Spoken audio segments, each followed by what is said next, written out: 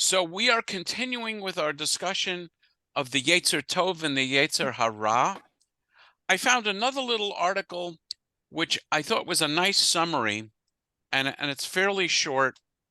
So I thought maybe we would read that, and then I just have lots of texts, which I think which I hope you'll find of interest. This actually is on a site, I think, well, I guess it's from a college, Brit State College. I really don't know. Anyway, but it's actually for last week's Torah portion, Toldot, and you'll see the connection at the end of the article about the Yetzer Tov and the Yetzer HaRah working together. So, would someone like to read one of rabbinical Judaisms? Where is it? Where is it? It's not on the screen. You caught me. I You can could read something. If we were away. I can see it just fine. I can't understand why you're having a problem. Okay. Now it's working. Okay. I can read, Rabbi. Thank you, Richard. One of rabbinical Judaism's most interesting teachings regards the reason why humans sin. We each have, the rabbis teach us, two inclinations: Yetzer Tov, the good inclination, and Yetzer HaRah, the evil inclination. And I want to stop and point something out. And I've seen this before, and it was not true in the articles we read last week. That notice the Yetzer Tov doesn't have a definite article ha. It's not Yetzer HaTov and Yetzer HaRah. So it's Yetzer Tov, which I guess literally would be a good inclination, and Yetzer HaRah is the evil or bad inclination. And I've seen that discussed in some of the texts, that it gets more of a distinction, the Yetzer HaRah. Okay, let's continue. Something inside us wants to do good, but something else is often, always urging us to be selfish or disrespectful or rude, etc. It is like those old cartoons with a little angel whispering in one ear and a little devil whispering in the other. Throughout our lives, we are poised between these two urges and trying to make good choices. As presented, one would think that the Yetzer Tov is good and Yetzer HaRah is evil. But one midrash leads us to a different understanding.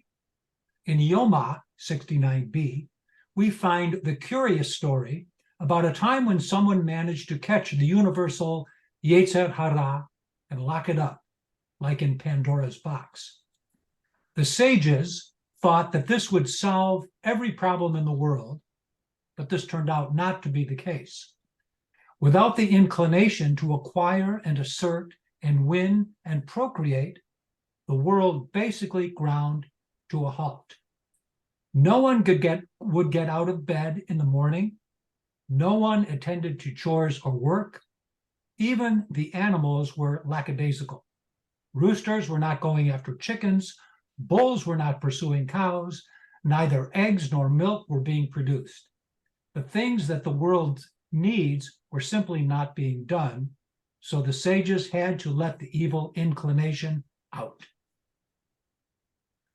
The suggestion of this midrash is that the terms good and evil are not the best ways to describe our two basic urges.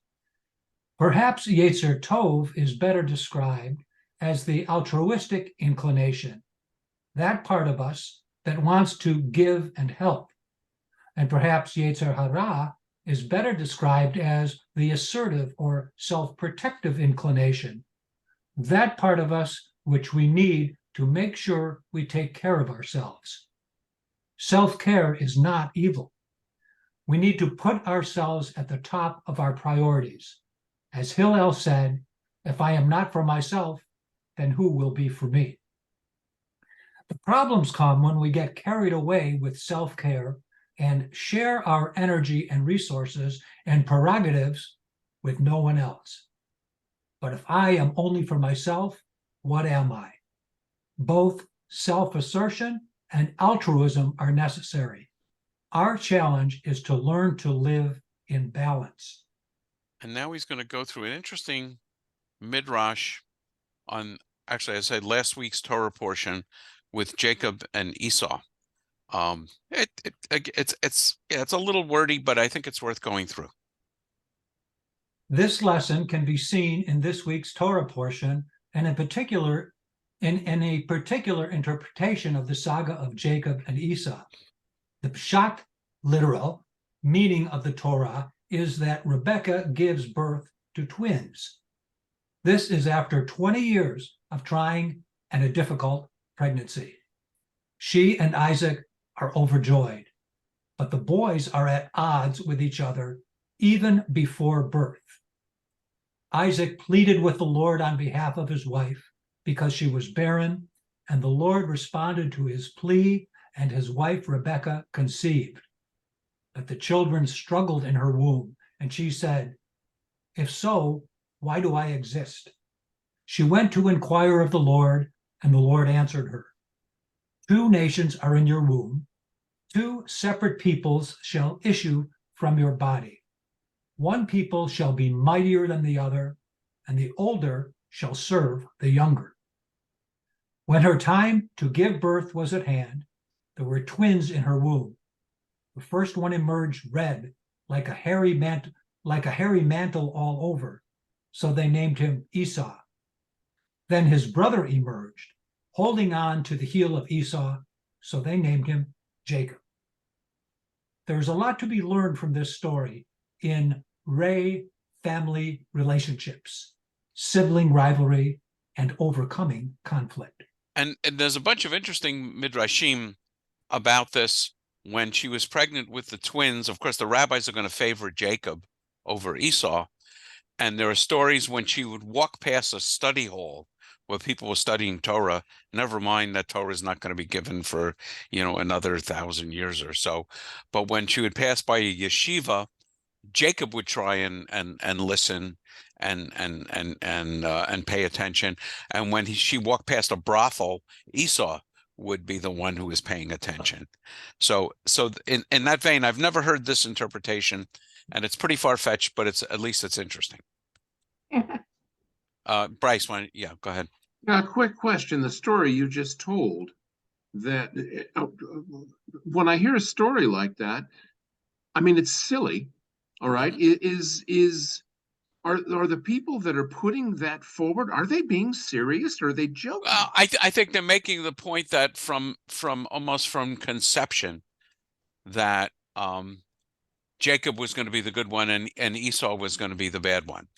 And the text is actually more even-handed than the rabbinic interpretation of the text, primarily because they said, Esau is red and hairy. The Hebrew word for red is Adom, and which then Esau's descendants become the Edomites, which are enemies of Israel. But if you switch around the letters for Adom, you get Roma, which is Rome, which of course is the major enemies of the rabbis. So if you thought that one was far-fetched, this one's even more far-fetched. Would you like to continue, Richard? Sure. However, another more psychological interpretation suggests that the twins are really one person. By the way, I am a twin. One person with two divergent inclinations. One side of Esau Jacob is a wild man who revels in his strength and exuberance and has little control over his emotions. The other side of Esau Jacob is quiet and studious and is always looking for a subtle way to achieve victory. Each aspect of this child's personality tries its approach to the world, but with incomplete, unsatisfying results. It is not until they wrestle in Parsha Vayishlach that the personalities learn to work with each other, and the result is the patriarch Israel, the one who is smart and pious and strong and assertive enough to wrestle with an angel and prevail. The message of this psychological approach is for us to recognize the value of our wild and dominant side, but also to realize that its strength and vigor should be used responsibly. It should also remind us that our soft and giving side is wonderful, but sometimes we need to call upon our inner Esau to get things done. May we learn to embrace all that God has given us and learn to live in holy balance. So I kind of like this idea that balance is sought after, and as we'll see in the next text, and you saw a reference to this, that the Yetzer HaRah is actually necessary for the world's existence. It's not It's not evil. It's not evil. It's not evil. I think, and again, we talked about this last time. I think it's like the superego is the Yetzer Tov, and the id is the Yetzer HaRah. And I always look to Cheryl to see if that makes sense with the technical understanding of those terms. I guess Yes, that's Freudian, right? Yeah, if you believe in the Freudian psychoanalytic position, these things don't really exist. They're just constructs. Right. They're ways to think about personality, and you need it all in order to live. Psychoanalytic, that evil inclination is mostly propelled by primary drives, which tend to be wanting food, water, and sexual drive. Otherwise, there's no other way to survive. Whereas the superego is always that stop sign that keeps you from doing things that potentially could be dangerous. And when you meld those two together, you get the ego. You get what you actually see. It also reminds me a little bit of the Jewish understanding of the nature of God as being split between compassion and justice. And the term Elohim, the rabbis associate with God's aspect of justice, and Yod He Vav He, or Adonai, with God's compassion of mercy, with God's aspect of compassion and mercy. Richard, and then Bryce. Thanks. So I wasn't here last week, but I did watch the video from last week's session. I thought it was a wonderful session. And it got me thinking that, I sort of grew up as an agnostic, probably leaning maybe a little towards the atheistic view. But as I've gotten older, maybe it's just a product of age, I'm sort of tipping in the other direction, still agnostic, but maybe tipping towards being a believer. And one of the things that makes me feel that way is the way the universe is set up to have these kinds of discussions about good and evil and the balance between the two. The universe didn't have to be this way. I think it might be, one could conclude that maybe it's this way because God wants it this way. It's a wonderful paradigm of reality. What else would work as well as this does in terms of intellectual stimulation and morality, free choice, certainly comes into this. So I think when you study something like this, at least for me, it does begin to sort of tip the balance towards belief rather than non-belief. Yeah, and one of my teachers would comment that most of us intellectually are agnostic in that we are not certain. But you have to choose how to live your life. Do you, I don't know that you can live your life in uncertainty. You either live your life ignoring the idea of God, or you live your life being affected by the idea of God. So again, one of the rabbis, Rabbi Wolpe, said that the greatest blasphemy is not to deny God or be angry at God, but to ignore God.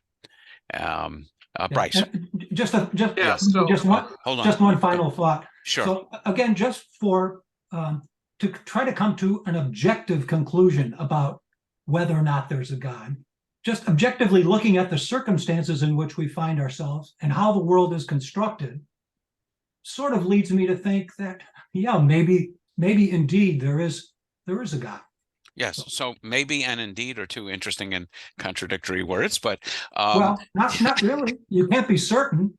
But yeah. So I often split it into belief in God, which, as you know, because Richard, you and I have discussed this a lot, which is the idea of the organization of the universe. Is there an organizing intelligence behind the structure of the universe? As leap of faith number one, and that one, the science convinces me. But the second leap of faith is, does God care? Does the entity which organized all the physical constants to create an anthropomorphic universe care whether I have chicken or ham for dinner, care whether I'm kind to people or, or horrible to people? So that I see those as two separate leaps of faith. Bryce. There's the third leap of faith too, and this is not my question, but I'm just playing off of this, and then I'll get to my question or my comment. But that the third thing that you need to add, because we love that word, we love three, don't we? We love three pillars.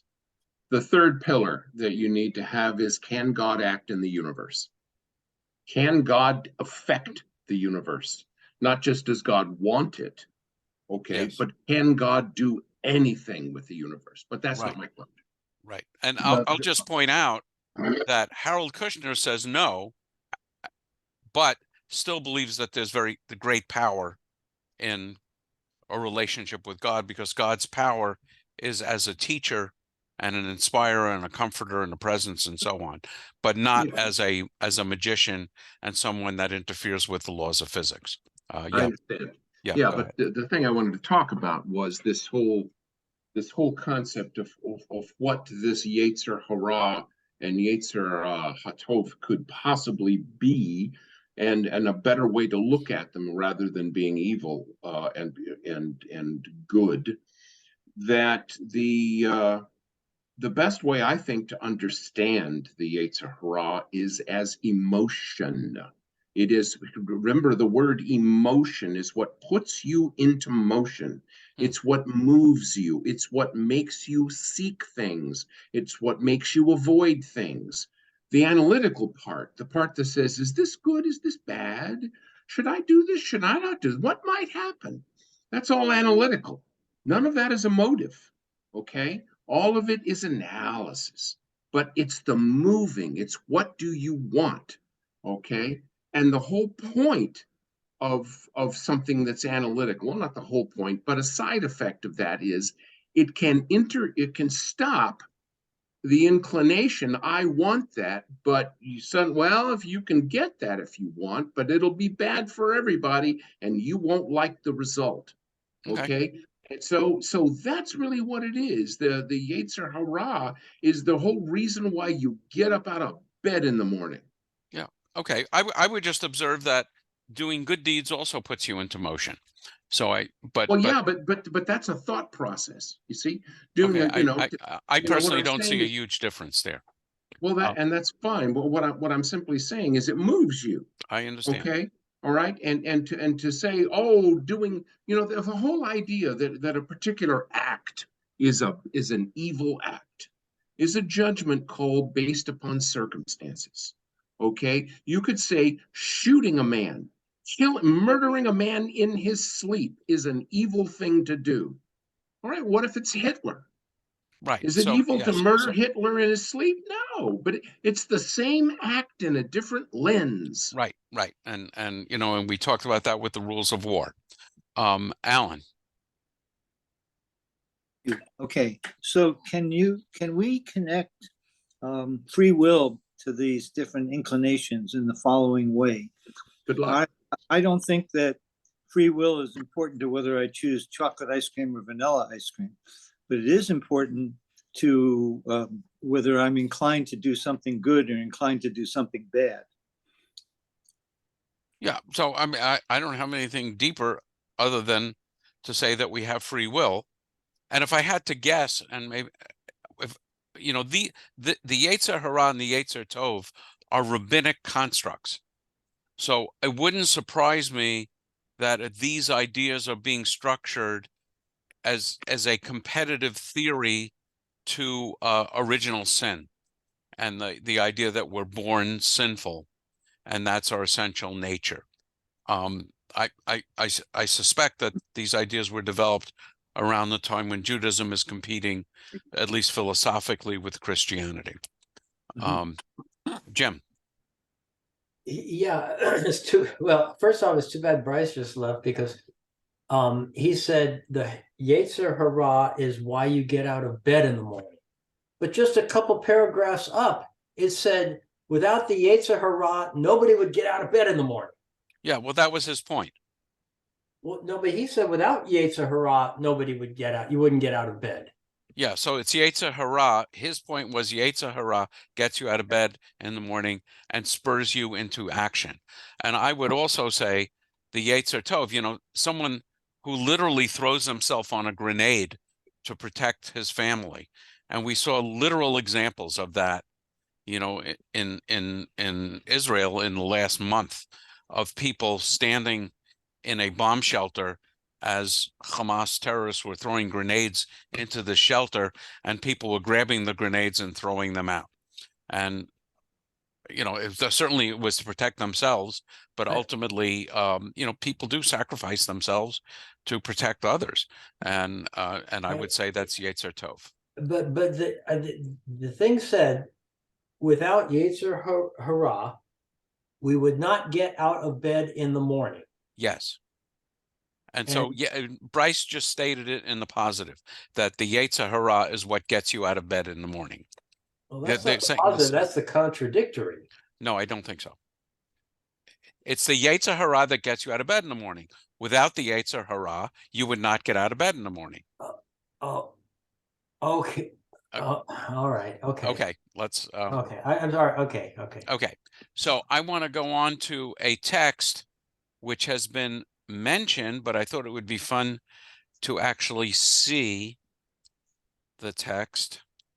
Yeah, this is from Babylonian Talmud Yoma, and Yoma actually means the day.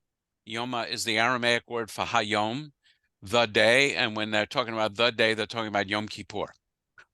So I'll just read this. The ancient sages, ordained a fast of 3 days and 3 nights, whereupon the Yetzer HaRah was surrendered to them. He came forth from the holy, he being the Yetzer HaRah, came forth from the Holy of Holies like a young fiery lion. He, one of the rabbis, said to him, realize that if you kill him, the world goes down. They imprisoned him for 3 days, then looked in the whole land of Israel for a fresh egg and could not find it. Thereupon they said, what shall we do now? Shall we kill him?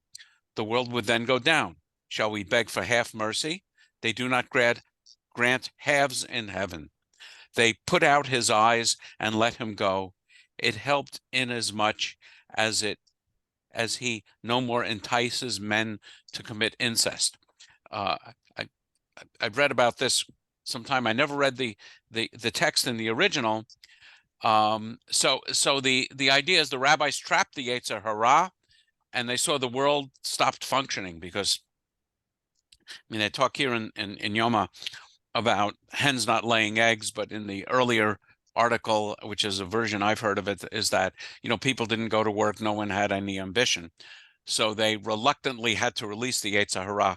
I didn't realize until I studied some of these texts that they put out the Yetzer HaRah's eyes.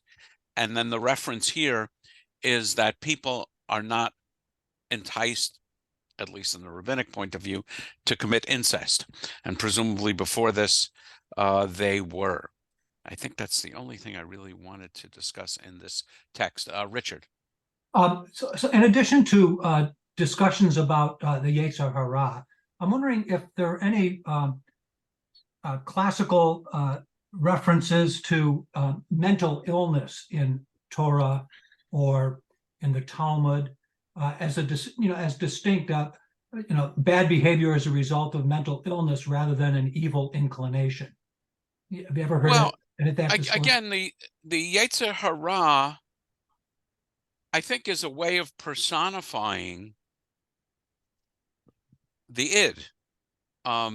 Now, in terms of other mental illnesses, I don't know. I know there are exorcisms discussed in the Talmud, and you may be familiar with a play. It became very famous called the Dybbuk, which is the idea of a basically a man and woman are young lovers, and the man dies and won't pass on into the heavens, but his soul comes back and inhabits the young woman because I think he's jealous that she's going to go marry someone else. So I mean, it wouldn't surprise me at all to learn Talmudically that there are all kinds of references to this, but I'm not familiar specifically with Might be off the subject, but what about like depression and mental illnesses like that? Is there any? I really don't know whether it's described that way as such. Bryce. Yeah, I don't think they actually conceived of mental illness per se. All right. I mean, that's actually a fairly new thing. What they conceived of was being inhabited by demons, that needed to be cast out and so forth. So the concept that you could get an illness in your mind, I just don't think that the ancients paid any attention to that. I see nothing. well, I can't speak for the. Go ahead. They did, have the idea that, if you bled a person or that a person had certain what they would call humors in them, and if you could get rid of it, that would change somebody's mood. Yeah, it would be interesting to know what the Talmud and the ancient sources say about that. I just don't know. Okay, so I want to refer to a couple of texts. I hate it when it does this. For some reason, when I put it, okay, good. Can you see what I have on the screen now? Text Yes. on the gates. So this is from a book that many of you might be familiar with called the Book of Legends. It's a wonderful, enormous collection of midrashim, and it's kind of in summary form, and it's presented like this, and it's a great source for looking up things like this. So I selected a bunch of them. So would someone like to read number 25? Be happy to. Thank you. Our Levi Bar Hama said, Yeah, and it's Rabbi Levi Bar Hama. I understand. I was just reading what was literal. Okay. Rabbi Levi Bar Hama said, in the name of Rabbi Simeon ben Lakish, a man should always make the impulse to good within him rage against the impulse to evil. If he prevails against it, well and good. If not, he should occupy himself with Torah. If he then prevails against it, well and good. If not, he should recite the Shema. If he now prevails against it, well and good. If not, he should remind himself of the day of death. So very practical advice, and using Torah study, and note number 2, this is the Babylonian Talmud, Berachot 5a, if you want to go find the source. Another thing I like about this text is it gives you the sources. And so the antidote to your Yetzer HaRah, overcoming your Yetzer Tov, is Torah study and prayer and contemplation of your mortality. Yeah, one thing that's kind of odd as I look at this, okay, is that it's the idea that the mind, the person, is sitting above the Yetzer HaRah and the Yetzer Tov, the HaTov. What they are completely separate, and the entity is uninvolved in them. Okay, but when we look at the reality of it, the Yetzer HaRah and the Yetzer HaTov are part of us. They're not something that we look at from above and make decisions about. They are us. Yeah, I think you're tending to read it too literally. I think the rabbis understand it as impulses within us. And when you read some of the text, there's just this image that my so you could say my lust overcame me, my lust clouded my judgment, my hunger caused me to steal the loaf of bread. And so to try and I would say, to get almost a poetic image, they describe it as these two impulses, which we need to which we should rage against, and they're at war. And I actually think it's a good description, because there are times when you're feeling stingy and you really don't feel like contributing to charity, or you're you're going to be cross with someone or short with someone. And for me, it feels like I have to have my good self overwhelming my sort of not so good self. So the image works for me, but I don't take it literally. I don't believe that there's actually something physical going on within my mind or body. Richard. Yeah, So- interesting paragraph. When I heard it, it occurred to me that what they're actually suggesting is that you sort of funnel down and focus. If study of the Torah, which is a kind of a massive undertaking, doesn't do it, look at the Shema, a much more succinct thing. And if that doesn't do it, just contemplate death. So it's sort of a focusing. He could have gone right to think about their day of death, but no, the idea is start with the Torah, funnel it down to the Shema. If that's still not working, bring it down to the yeah, real and basics. again, the rabbis are kind of writing for themselves and each other, and that this is their solution, is to overwhelm their Yetzer HaRah. They immerse themselves in Torah study. Jim. Yeah, pardon me if my just brand new to this, but the Yetzer HaRah is not evil, we said. The And Yetzer HaRah doesn't mean the inclination to evil. I would say it's like it's the inclination to self-satisfaction and selfishness. But is it? I'm trying to figure out where they think that evil comes from. Yes. So what I would say is, again, Judaism, I would say, doesn't spend a lot of time personifying evil. The question is, are our actions obeying God or disobeying God? And let's just take adultery. So a person is attracted to, although the person is married, they're attracted to a person, not their spouse. So that attraction is there. It's the action that is evil or disobedient or sinful. It's not the thought. I mean, in Christian thought, there's a discussion of sinning in your mind, and Jimmy Carter, very famously talked about sinning in your mind or sinning in your heart. And Judaism, I always like to joke and say we need to use different organs if we want to sin. Namely, we sin by our actions, not by our thoughts. What if you covet? That's not an action. Yeah, so that's the single counterexample. And some rabbis would say coveting is something to be avoided because it leads to actions. And another one, which I really like, this is Larry Kushner, says the 10th, what we call the 10th commandment, thou shalt not covet, is really a prediction that if you obey God's commandments, then you won't covet. And of course, the Hebrew is wonderfully ambiguous. We can't tell the difference in Hebrew between simply a future tense and a command form. They are the same in Hebrew. Does covet mean just wanting something else that somebody has? Yes. What is yeah. Yes. Really, I always thought of coveting. I think of it as an action because it requires you to focus on it and think about it. If you can redirect your own mind and not think about it and look elsewhere, you're not coveting anymore. Okay, But but it thinking, but starts it's with the thought, but if it's thinking, Yeah. I would say it's thinking, not action.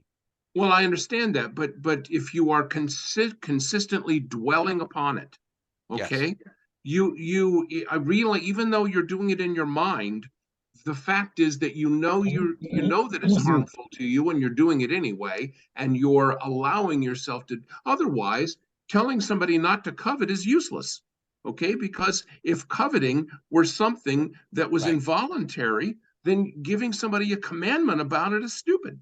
Right. I don't disagree, and that's what Larry Kushner would say. It's not a commandment, it's a prediction. Chris. Yeah, two questions. Can you elaborate on how thinking of the day of death would make you be more moral? Or Yeah, so I would say that's one of the underlying themes of Yom Kippur. is the idea that we are mortal and that there are things in life we know we should be doing. Let's say repairing relationships between people, being a better person, husband, spouse, parent, and so on. And we only have a finite time on earth to do that. And of course, what the rabbis are also implying there is that you're going to be punished after your death for evil deeds. So they would, what I think is going on here, let's see where that's from. This is from Berachot. There is definitely an idea in rabbinic Judaism of a place of punishment called Gehenna. And I think there is a, continuing theme that for the evil deeds you do in this life, you are punished in the next life. So contemplating that will presumably keep you keep you on the straight and narrow. Joanne. Makes sense. Gotcha. I know that oh. we're in the I'm sorry. I know that we're in the middle of reading something. I don't know if you would let me share a little bit about the Yetzer HaRah through Musar has a commentary. Is it short? Yeah.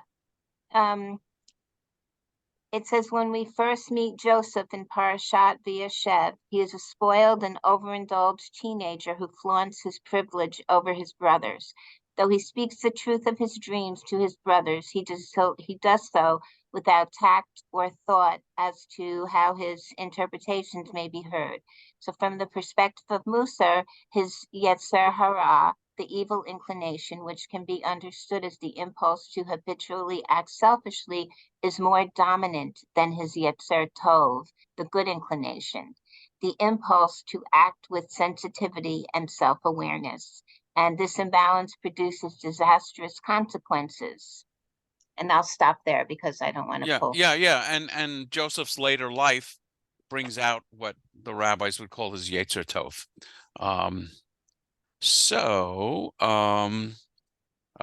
Bryce, you want to read number 26? Sure. A sage in the school of Rabbi Ishmael taught, "My son, if this filthy wretch, the impulse to evil, meets you, drag him to the house of study, where, if he is made of stone, he will dissolve. If he is made of iron, he will be shattered into pieces." Yeah, and again, I would say, I would interpret this poetically. Okay, this is a relatively short. I have a long one, which is really interesting. Would someone else like to read number 28? Well, I'll read if no one wants to read. Okay, thank you. All right. Didst thou, will that I not be wicked?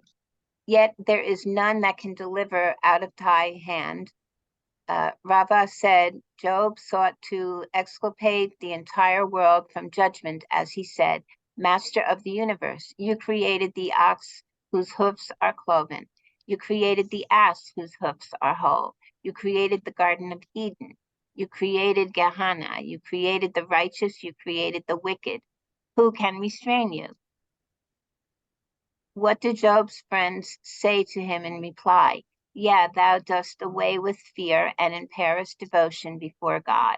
To be sure, the Holy One created the impulse to evil, but he created Torah as an antidote. Yeah, and so this is, kind of Job's a very interesting book. We'll study that one day. And, so the question arises, why did God create these desires, which we would characterize as the Yetzer HaRah? And, so the interesting thing here is, why would God create non-kosher animals? I mean, of what use could non-kosher animals possibly be? Cindy, I want to apologize to your dog, who is a non-kosher animal, and I suspect you could come up with an example of how useful such could be. So God doesn't create problems without creating solutions. I thought that was kind of a fun one. Okay, another short one, Joanne.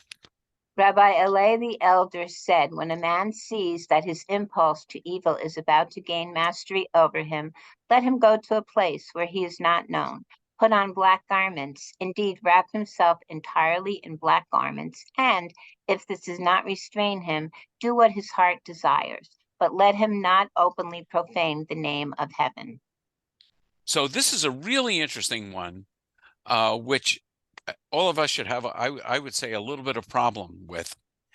And what it says is, if you openly profane the name of heaven, you destroy not only your own reputation, but I would say God's reputation, particularly if you're known as a person of God.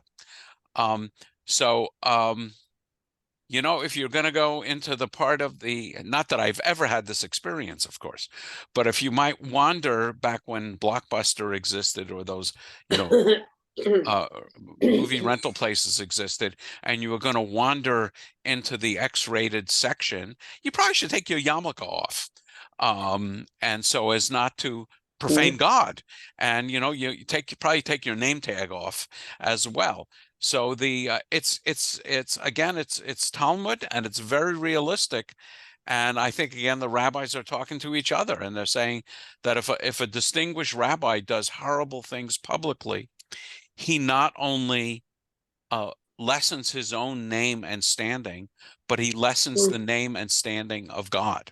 So we're going to let folks comment on that. Cheryl, you haven't made a comment on that. You have a particularly look of distaste on your face, I must say. And you need to unmute yourself. Yes, but why put on black garments? Well, black garments, yeah, the comment, which I didn't type, is associated with kind of misdeeds, and you know, just the color. Oh no, actually the comment was that it's associated with mourning. It's almost like you're in mourning. Sorry? It's yes and no. I mean, it's mourning. You go up to the Haredi communities here in Muncie and all over. Yeah, but all they're wearing is black. Yes. But you go to Yom Kippur or something, or you die, and you're buried in white. Right.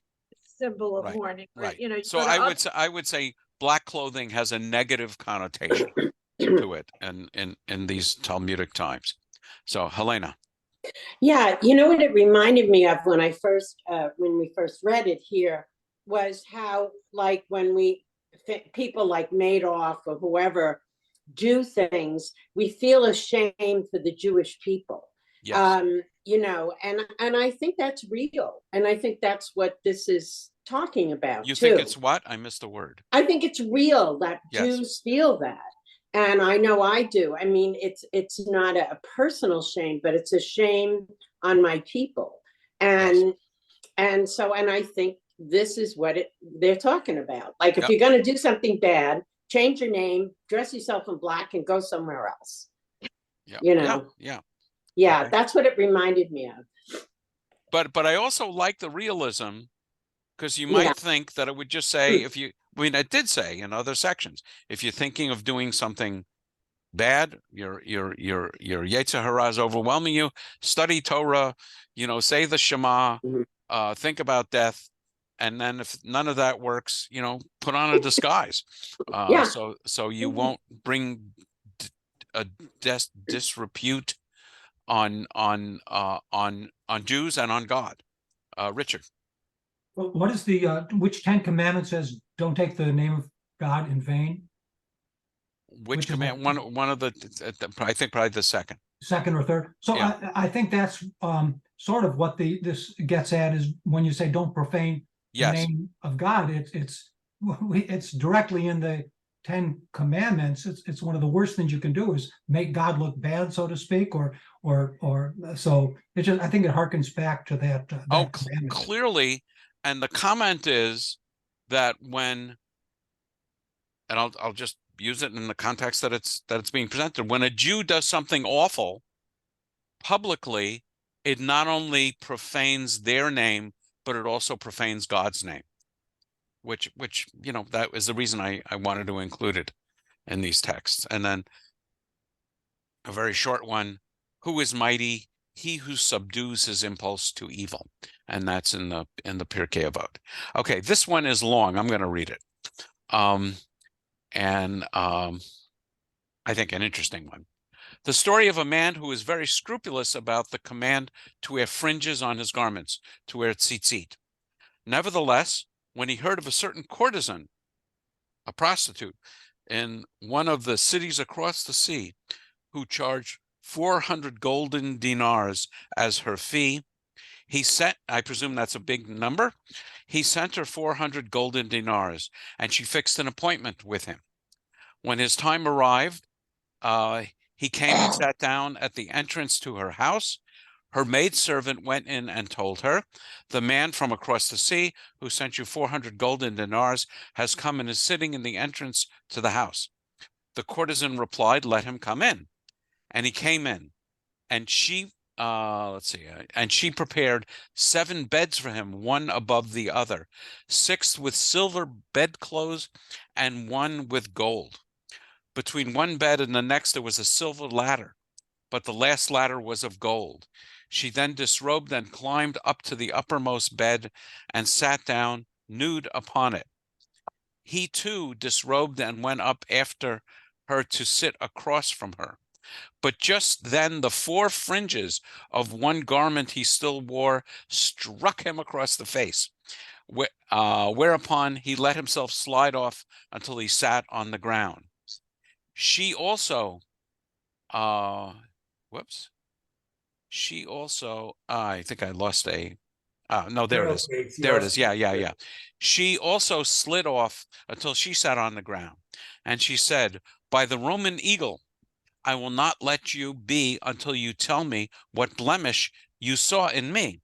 She's assuming that it was, he saw some blemish in her.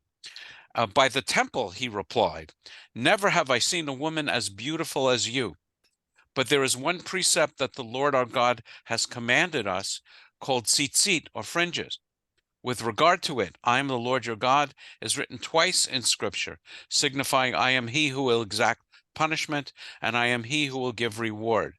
And just now the 4 fringes of the tzitzit seem to me like 4 witnesses ready to testify against me."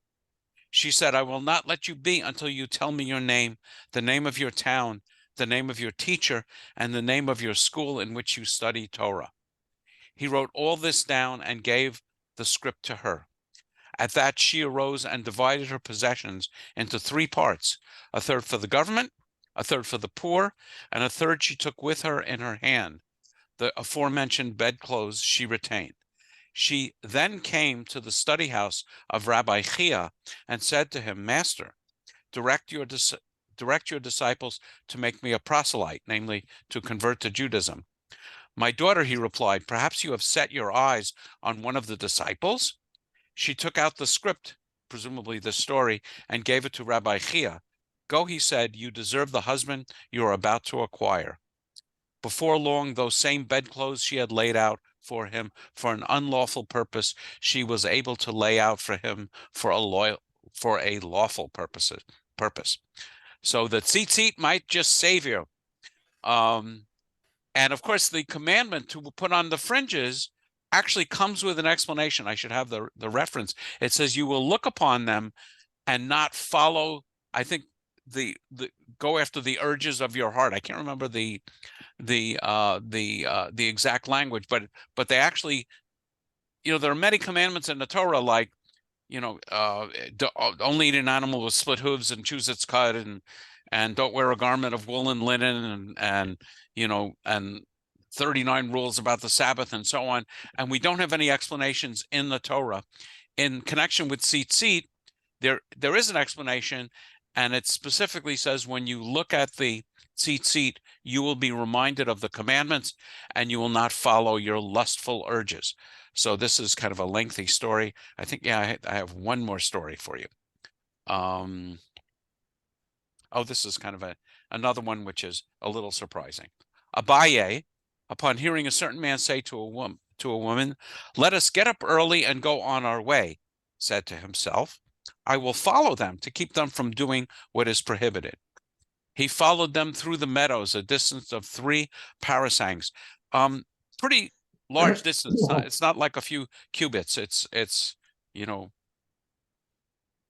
order of a mile or so. As they were about to separate, he heard them say, "The company is pleasant, but the way is long." Abaye said, If I were in their place, I could not have restrained myself. And in deep anguish, he leaned against the bolt in the doorway. An elder came and recited the tradition. The greater the man, the greater his impulse toward evil. And yeah, that's the last one I wanted to comment. So I think the rabbis, if I had to guess, I would guess this is sort of rabbinic confession, that they, of course, considered themselves great people, and they had these urges, and I think they were trying to justify them, and they were saying the idea: the greater the person, the greater the urges. Cheryl, you put in some, whoa, there's some stuff in there. Don't break your arm patting yourself on the back. Exactly. So anyway, I thought those were sort of interesting texts about the Yetzer HaRah. As I mentioned, next week I'm going to be hopefully happily recovering from surgery, so we will not have a class next Monday. We do not, for those that come on Wednesdays, have a class this Wednesday because it's just before Thanksgiving, and most of us are getting ready doing that. And I'm guessing I won't be up for a class the following Wednesday as well. But having said all that, anybody else have any? You do have something going tomorrow, though. Sorry? Or you do have something? Oh, yeah. So tomorrow night is this discussion of anti-Semitism. And 7 o'clock, and you use the it's not this Zoom room, it's the Zoom room that I sent out, and you got the invitation, and I hope you can find it, because there's going to be a lot of people attending, and I will not likely have the ability to. Where do you put the passcode? I don't think you need to put the passcode. Just click on the link. I think the passcode is only if you just had the Zoom room. And it asks you. What link are you talking about? Link I sent you. You sent one to me? If you registered for the class, you got a link. And I actually sent it out again today. Did people get it today as well? Yes? No? Yes. Okay. Yep. Yes. Yeah. Okay. And Jerry, I'm glad to see you're there, because you're going to be my hall monitor.